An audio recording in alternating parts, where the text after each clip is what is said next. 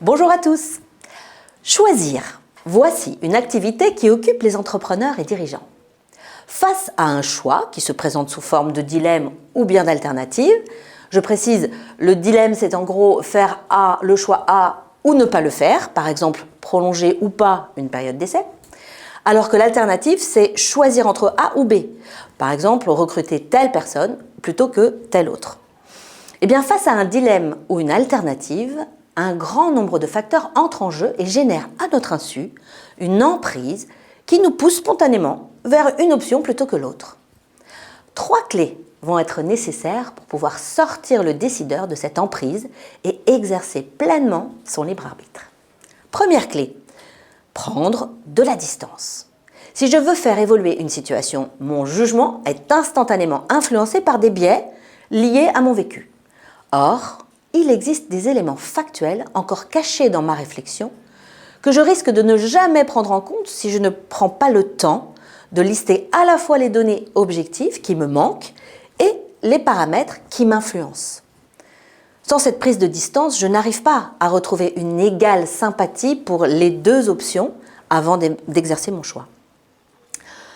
On attend du décideur qu'il retrouve du temps pour déconstruire et reconstruire de vrais choix. La deuxième clé, c'est celle de la finalité.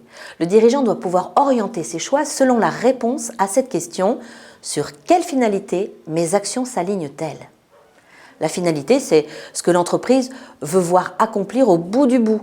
C'est un ancrage qui oriente toute son action et sur lequel le décideur peut sereinement fonder toute décision importante. Par exemple, apporter la santé par l'alimentation au plus grand nombre ou rendre la mobilité durable accessible à tous sont des finalités, des raisons d'être de grandes entreprises. Une finalité a beaucoup plus de crédit si elle est tournée vers les autres, si elle ouvre un horizon et si elle donne envie de s'engager avec enthousiasme. Je dirais que la troisième clé, pour un chrétien, est celle de la prière, car sans elle, nos choix restent purement humains. Jésus nous a enseigné la bonne façon de prier et la place de la prière dans toute son action.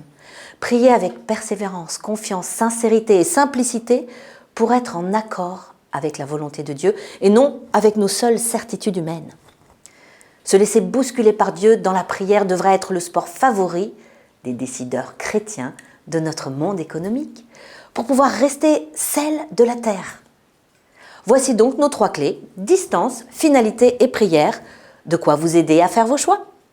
À bientôt pour une prochaine chronique, si Dieu le veut.